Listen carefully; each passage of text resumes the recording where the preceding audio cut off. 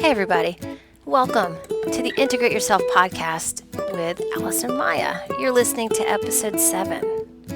I'm Allison Pillow and I'm an intuitive fitness and nutrition coach, and you can find out more about the services I provide and how I help people at pureenergypdx.com.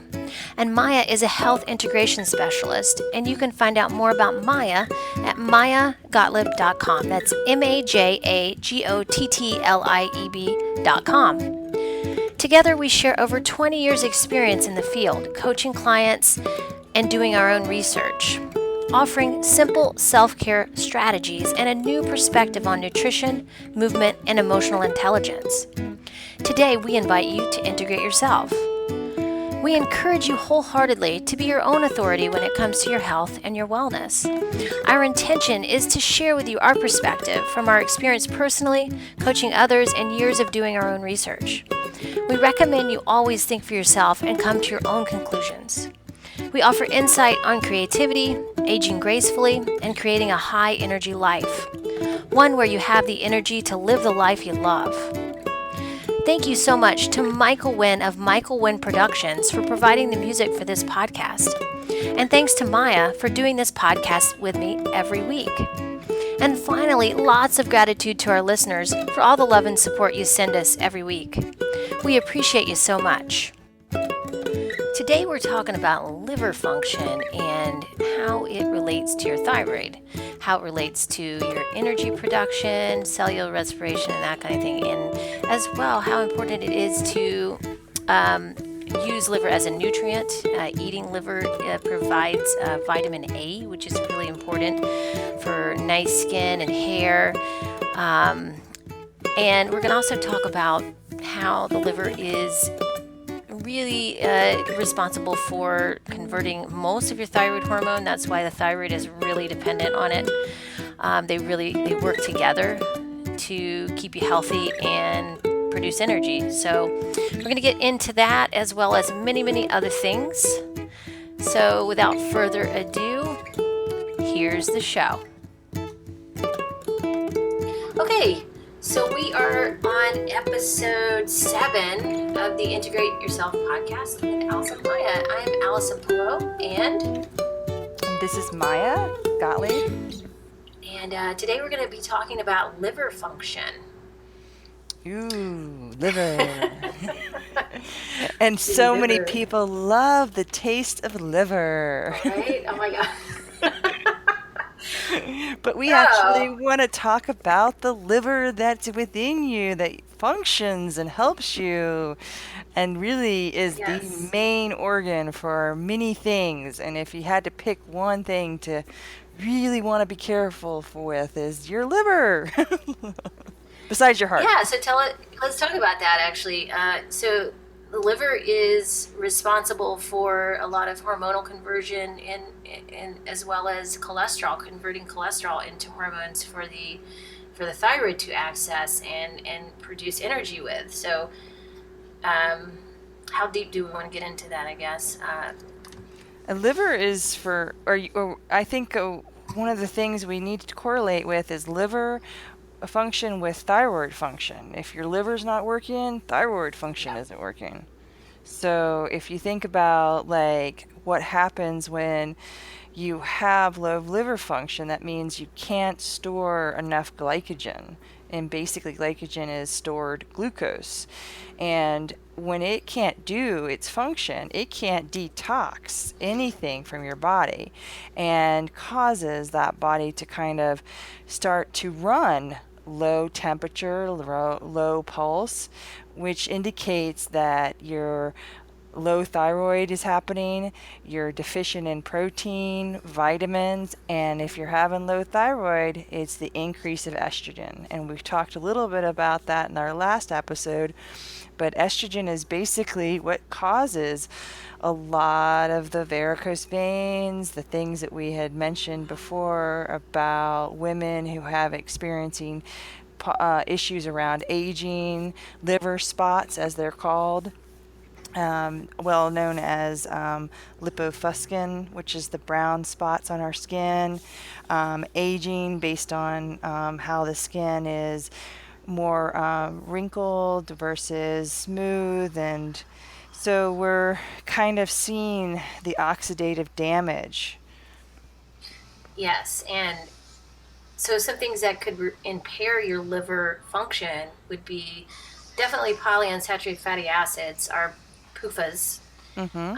as well as supplementation. I've seen people who are taking like basically a box full of supplements. They bring them to me and like, this is what I'm on. I'm like always like, whoa. Um, sometimes supplements can be overprescribed, and sometimes just getting off of most of your supplements can help your liver function because your liver doesn't have to work so hard anymore to get through all of those supplements. Chronic. Just by taking some of that resistance off makes it Yeah, work and I better. was going to add chronic cortisol exposure suppresses the liver function. Yes. So many times we are looking at how your stress hormones and the excess really deplete your glycogen levels. And that means insomnia at night. It could possibly mean flushing, sweating, asthma, migraines, even worse things like when you're in menstruation, having a terrible, uh, you know, uh, menstruation issues in terms of how you function in the day. You can go into even restless leg syndrome, hypertension, colitis. These things are really all symptoms of when the liver isn't functioning. Yeah, and I would say as well some skin problems can Mm. result from liver not working properly too, or not being able to detox as fast as it needs to. I guess low energy would go into that too, because you wouldn't have the hormonal conversion um, in the liver if you had really low energy and were having to depend on stress hormones. I think like certain diets can have an impact on liver function, specifically like the high protein and high fat diets. What is your Yes. take on that, Maya? Yeah. Absolutely. That's a Um, good segue into what we talked about in terms of the fatty acid oxidation.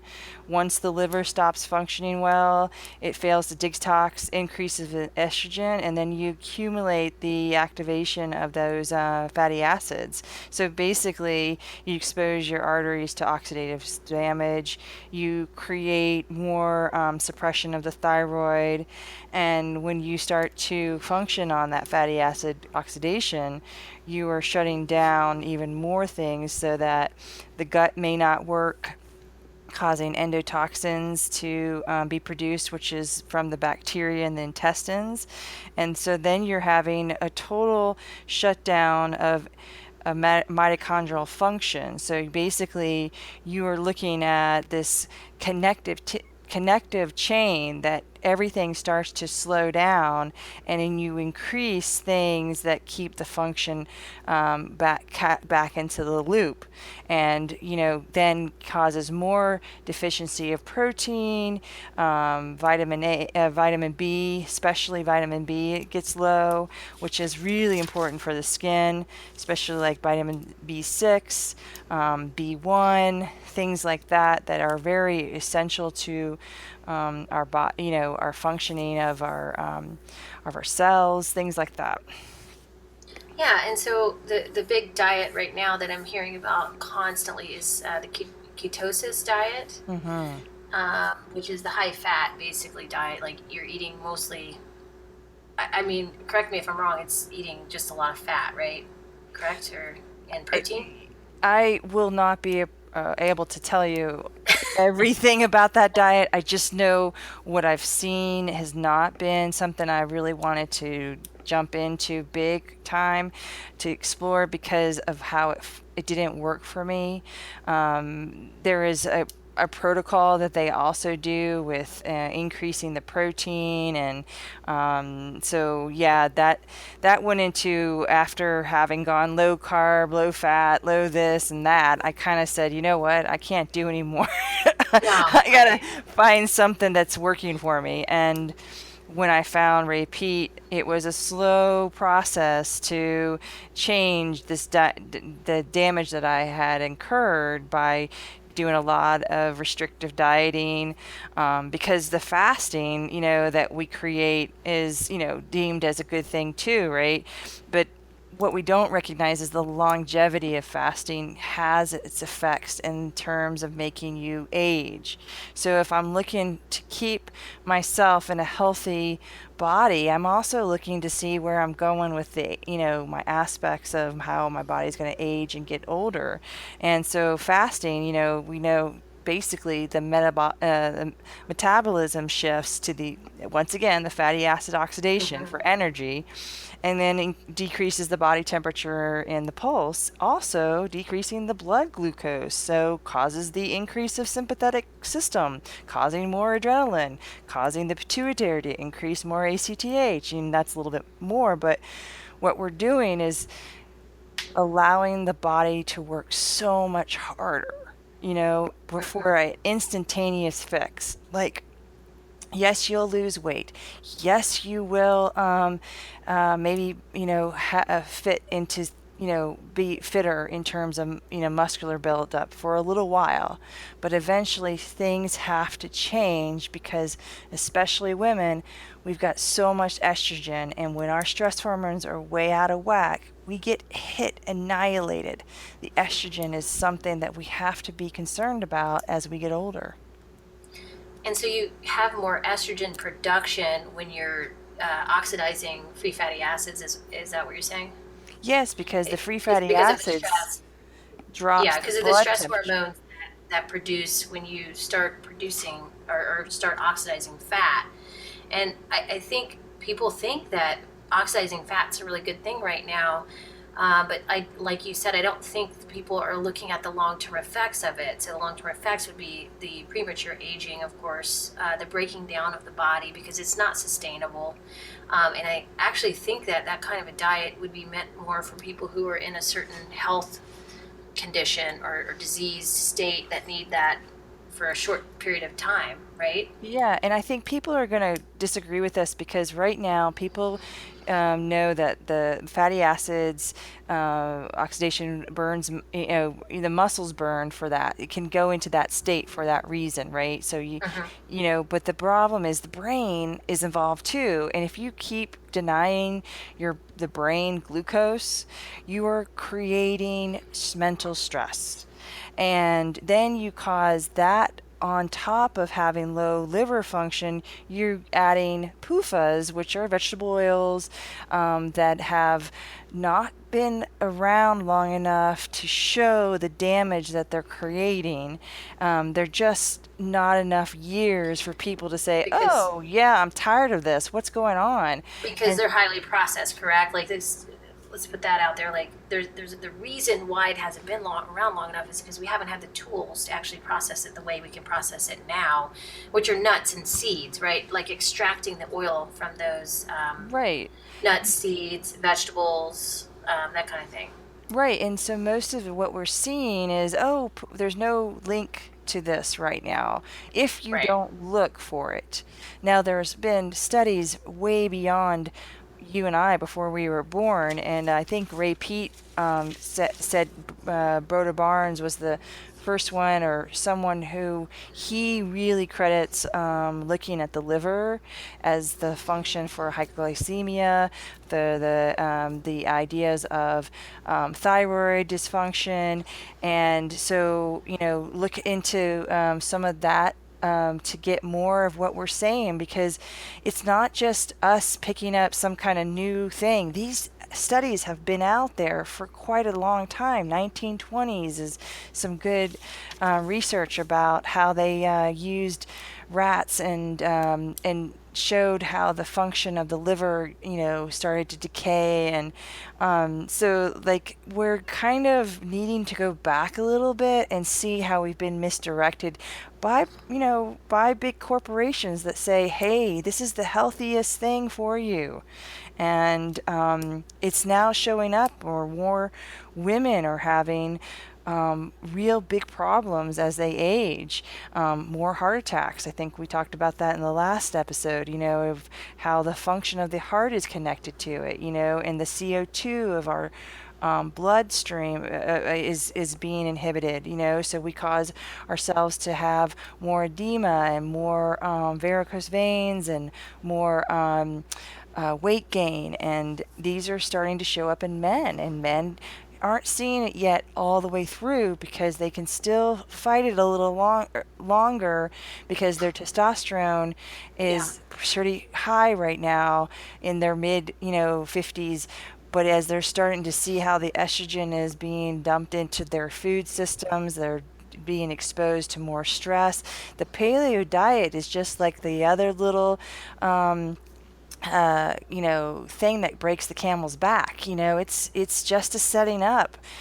So we want to get this, especially me. I feel like if I keep opening up and reading more about this and sharing, we're going to see the the links to why more psychological issues come up. A lot of women having issues around cancer, things where we're starting to see, that we're just not functioning at our best. Yeah, I think it's that long term uh, effect or what we see down the road that we're not linking that to what we've been doing for years, right?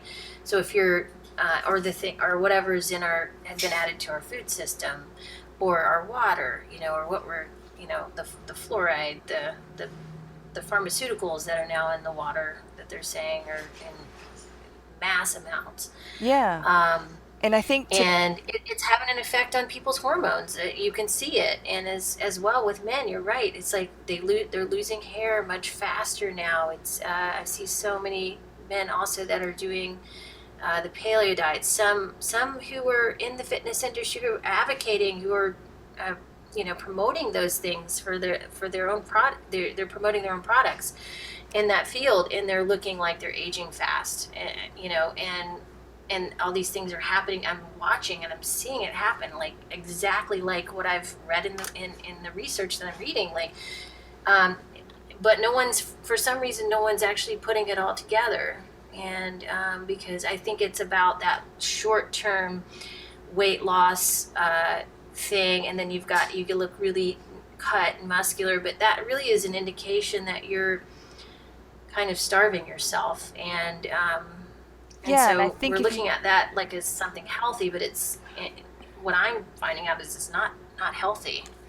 Right, and if you take the years between when you were cut to all of a sudden to the years of why you gained puffiness or you gained weight as a male, you might be able to start to see your symptoms are very similar to women, and your inability to have a liver function, your inability for liver function is also affecting your sleep at night. So if you can't, like I said, your liver can't store the glycogen, your adaptation for stress is so much less. So you are then maybe a little bit more aggressive or a little bit more like frustrated and maybe even to the point of wanting to quit, or you want to willpower yourself through something, and one of the issues about like why we want to wear blue blockers is something that came recently, is that they talk about the increase of melatonin. Well, did you ever connect low thyroid has a connection to high melatonin? And these are something that's going on inside you based on your diet. I mean, I really want to say that protein is important, but are you really processing it?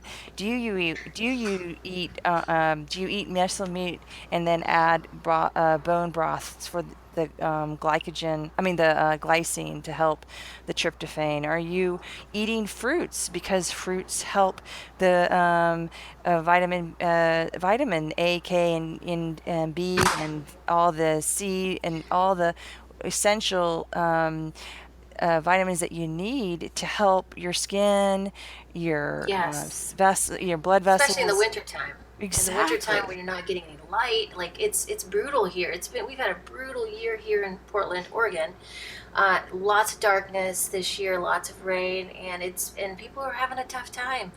Um, and the things that I've learned from what I've been practicing for years. It really when I'm really focusing on it and doing those things and it works. I don't feel like it can really make you feel terrible when Mm. there's no light. Like you're constantly producing melatonin and serotonin all day long, and it's like you feel tired, you're yawning, uh, you've really low energy. It can make your body hurt too. I mean, there's just a lot of things that can happen from not getting sunlight and not getting nutrients, and then that you lose your motivation actually to even be healthy at that Right. point. So you have to really make yourself kind of get on a protocol, some kind of a program or plan during those times. But yeah, I mean, I think it's also like how you're, like you said, how you're processing things. That's where I meet people when I started working with them. Like, how well are you digesting your food? Like, we got to start there. And if someone's having an issue digesting because of the stress hormone or whatever they have going on, then we start with foods that they can easily digest, that are, of course, clean foods, they're organic foods, but they are things like bone broth and the gelatin. You can get the gelatin to supplement depending on the person, and the carrot, and those are good digestive aids to help. As well as, I wanted to mention also coconut water for electrolyte. I think we talked about electrolytes and natural Gatorade on a few episodes back, but I meant to mention coconut water too. It's really kind of an amazing thing to drink, and it would help with your mineral content too. And so things like that, they're really easy and they're real simple to use, but they, I mean, they're practical, but they don't cost a lot of money. It's just you just buy food and you eat it, Right. you do it that way, and that's it. And there's no, I rarely, you know, ask people to buy supplements or recommend that people buy supplements, because I think that a lot of times puts a lot of stress on the liver, and if you're already having a hard time digesting food, and then you're not going to be able to really do well with a supplement. That's going to be even harder to process. In just some other ideas for helping your liver function, like Uh-huh. one of the things is fruit. Like liver receives enough sugar, from a combination of potassium and sugar, which is in fruit. So the potassium helps the um, inhibiting of aromatase, which is basically things that will keep inflammation going. And so when you have enough potassium and sugar, it activates the thyroid. And so you are restoring the function of the mitochondria, letting the oxygen, work efficiently, so the blood sugar stays more throughout the day, even. And eggs and eating some liver, is important once a week. I would advise is having some caffeine with it because of the vitamin A.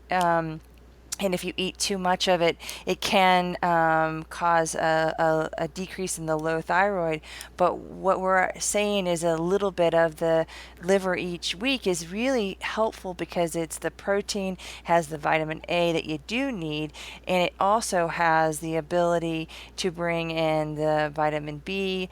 And so what we say is real food can work. You just have to find the ratio, the frequency, and what works for you on your stressful days. Like my weather versus Allison's weather is so different.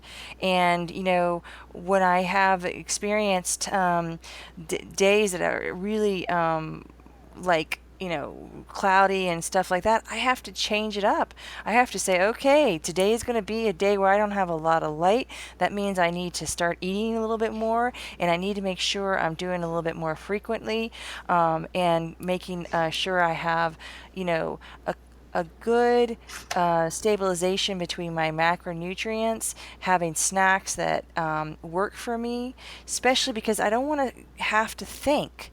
Like, I don't want to have to, like, experiment on, like, oh, well, I didn't plan that out really well, and so I'm going to not eat anything. No, you start to work it for your, prevention of going down those roads of low energy where you actually can think best for yourself and you're not caught up in a stressful moment where you can't, decide something, or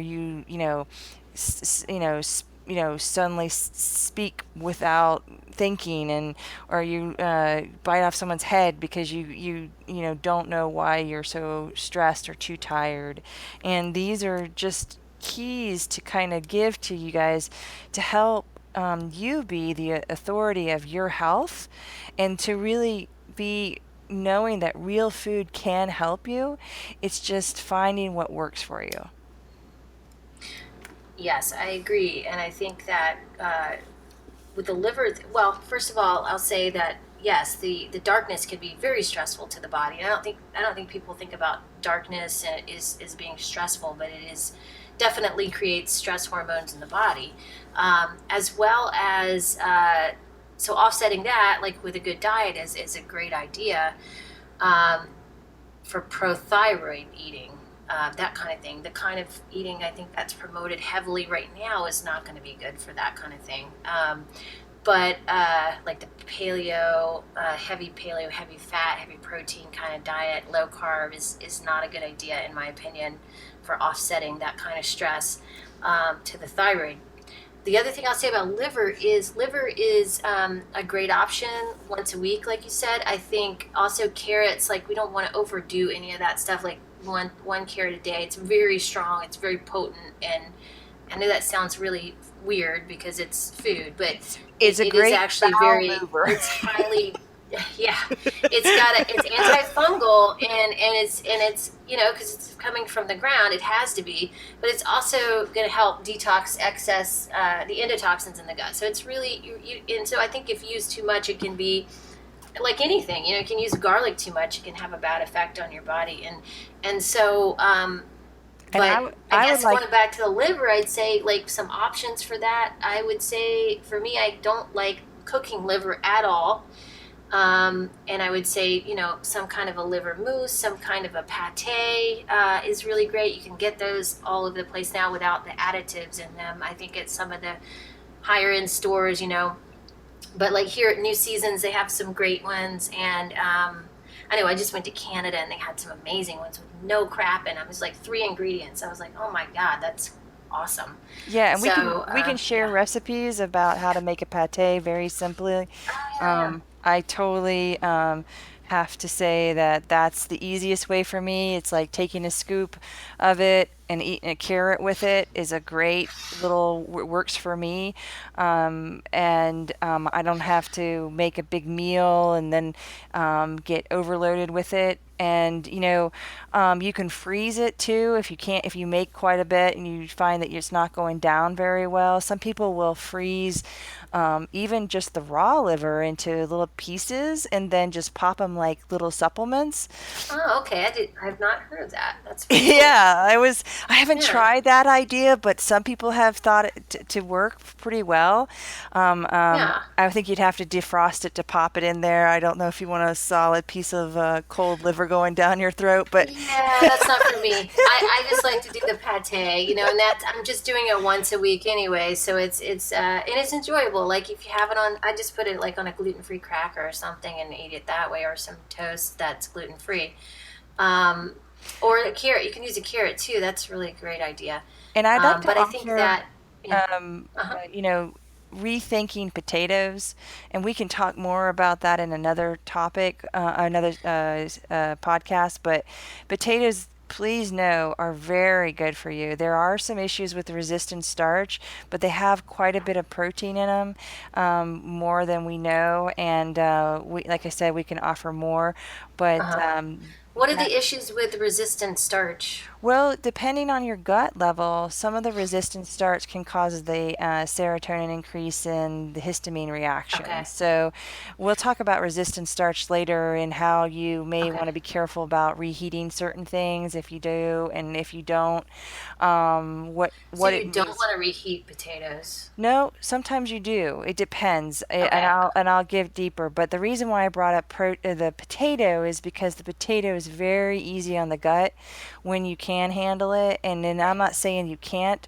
It's just about how you make it. So a lot of people will make mashed potatoes and put like cheese or good butter.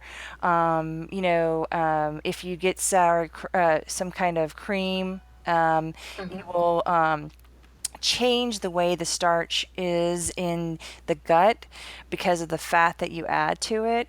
And so a lot of people who are having low liver function can't eat mashed potatoes and will actually help their liver that way. You're saying they can eat mashed potatoes. They can. It's a matter of how Yeah. you serve it, Okay. and how often and frequently you eat it, and what happens to you in terms of, if I had to think, okay, if I had gut issues and I noticed starches don't work for me, but I came first through having low liver function, I would go ahead and eat some potatoes and Hmm. just have some fruits with it because the starch in the fruit help. But that way, what you're getting is the sustenance to help the liver, but then you can work on getting your liver function back, and then that will increase the metabolic rate, which will then help you with your gut, which then your gut will then be able to slowly repair even easierly, and then the starches won't bother you. Yeah, potatoes work really well for me, and they always have. And I've used potatoes a lot when I was healing my thyroid as well. So I am a big fan of that, and especially mashed potatoes because you can add some fat, some good fat, some salt, some cream in there, Hmm. some butter, that kind of thing. It's just decadent.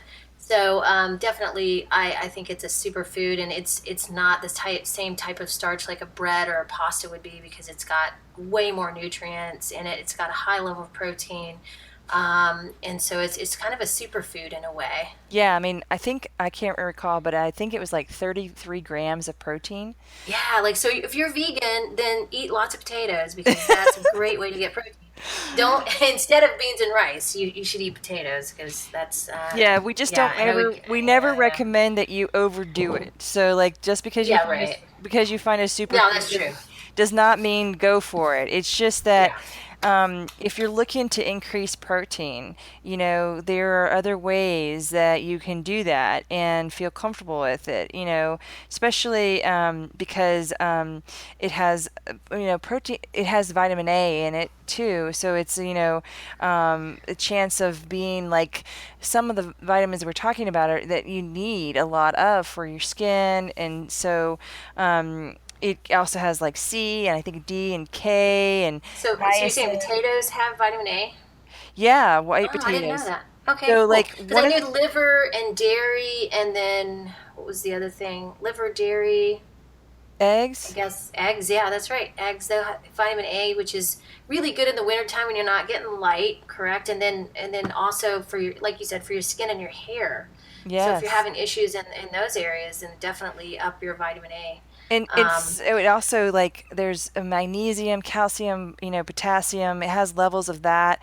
Um, Oh, and I'm sorry, I misspoke. It's not vitamin A that it has only oh, okay. C and D and Because I K. hadn't heard that. I was like, wow, I didn't know that. No, That's I awesome. misspoke. I Okay, got so so caught up in yeah, that's okay. So so okay, so potatoes do not have vitamin A, and then they right. have what do they have? They have They C, have D, vitamins. K, Uh-huh. niacin, folate, B6, and I'm reading this because I found it.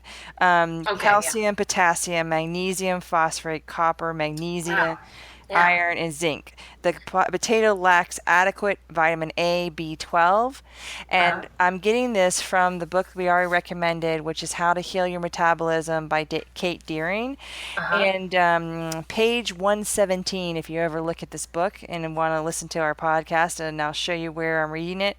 And she gives a great explanation of why potato protein is maybe even best for people who are looking to get more protein, so the keto acids and stuff that people are really looking for. And yeah, it's a great source, and she also has a juiced potato protein, and why that is really actually good for you too. So check it Yeah, out. I'd say that would be for yeah, for people who are in a really disease state, like in a serious condition, that they would Yes, need and something like that, here's right? another thing. If you're in that severe state, remember any potatoes with orange sweet, like sweet potatoes or yams, they're a little harder to digest because of the high carotene. So stay Hmm. closer to the white potatoes, yellow sweet potatoes, things that are less carotene Okay, oriented. So like the and that's totally opposite than what we've been taught. So let's explain that a little bit to people who are like, "What?" So what carotene? High doses of carotene can be estrogenic, correct? the Uh, carotene does induce estrogen. Yeah. yeah. Okay. So that about covers it because. And so let's recap just a little bit because we're getting to the end. And so the liver function, your thyroid is heavily dependent on your liver function, and we gave some good examples of how you can help your liver function better in practices that you do, but also foods that you can eat for that. And then we also talked about eating liver from and the different ways that you can eat that through pates, mousse. You can cook the liver. You can take it and freeze it, like you said, and take it in a pill form if you want to, or supplementation form, and then yeah. So then that about covers it, I think. What do you have anything else to add? Just get back to what we've always been telling you is the blood sugar, and frequency and ratio, and, giving yourself the okay to have more fruits in your diet, being very knowledgeable and knowing that, in long term longevity of life, you're not looking to just be perfect in one part of your life. You want to see how your aging is going to affect you. Like, because this is a lot of misconceptions, and you and I would say, really want to live a freer, older lifetime, span. And I don't want to have to sit there and think how I sacrificed my organ, the greatest organ I have, one of the greatest organs, to an ideal that I didn't really understand was affecting me. Yeah, this is the liver is important. It's a major detoxifier in the body, and you need it to be working well in order for all your other systems to be working well and to age gracefully. Because that is actually the key. I'm learning is like the liver function is key to how you're aging.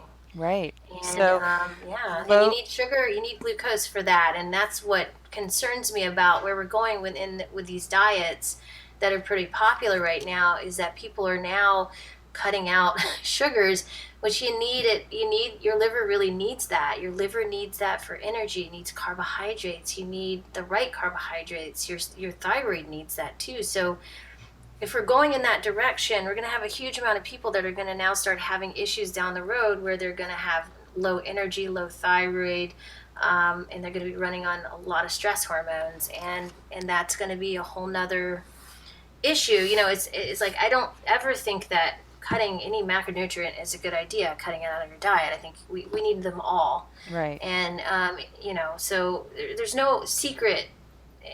By the way, folks, to dieting, there's no secret diet that's just going to help it. It's going to be the one. it's just eating food, real food, eating all the macronutrients, eating all the nutrients that you need, and getting those into your body. And sometimes your body's going to need certain nutrients, and sometimes it's going to need other nutrients, depending on the time of year, depending on the of course, the season, how much light you're getting, how cold it is outside, how warm it is outside. There's just different. But I think the key is to start learning about yourself in that way, where you can find your rhythm with that, and start discovering what you need, and when you need it. So, and simply said, low liver function, low thyroid, low protein, low vitamins equates to increased estrogen, increased adrenaline, and dysfunction. So it's our choice. Absolutely. Yeah. How do you want to live? Yeah, and we are giving you guys this information so that you can make the choice for yourself, and have a really informed decision. So, yeah, that's about it. That wraps it up. And thank you, Maya, for talking with me today. It's been fun as always, talking about the liver. And I'll talk to you next week. Yeah, talk to you soon. Bye. Okay, bye-bye. Of course, if you like what you hear today, please subscribe to our podcast on iTunes. You can also find us on SoundCloud. You can go to my website at pureenergypdx.com to listen as well. If you find us on iTunes, please give us a great review if you love what you hear, and share with your friends. We'd really appreciate it so much. And again, we appreciate our listeners. We appreciate all your love and support that you give us every week. Feel free also to check out my YouTube channel. It's under Allison Pillow. It's the Pure Energy Wellness channel. And what I'm doing on that channel, I'm uploading our podcast, but I'm also providing an exercise library with lots of great exercises for you to do and practice for your foundational movement practice. And they're great. Why I call them foundational movements is because they're really great for providing the stability and the strength and the mobility to build on with more strength-oriented exercises and more power-oriented exercises. So check it out, and that'll keep you healthy and moving. And they're very fun and easy things to do. So try it out. And as well, please leave any comments or questions if you guys want us to talk about anything, or you have any questions about what we're talking about. Feel free to leave questions or comments on my YouTube channel or on the podcast app or iTunes. Thanks again, and we'll be talking about movement and energy next week. We're going to talk about how that relates to your thyroid, and how maybe sometimes too much movement is not good for your metabolic rate, and how, of course, the opposite end of the spectrum there is not enough movement. And we're going to talk about where the middle ground is on that, and how you can find balance for yourself within that, and use exercise more as a stimulus or a good stress for the body, instead of stressing your body too much and going into your hormonal stress response. So please check that out next week. It's going to be a good one, just like always. So until next time, we'll talk to you next week. Thanks so much. Bye.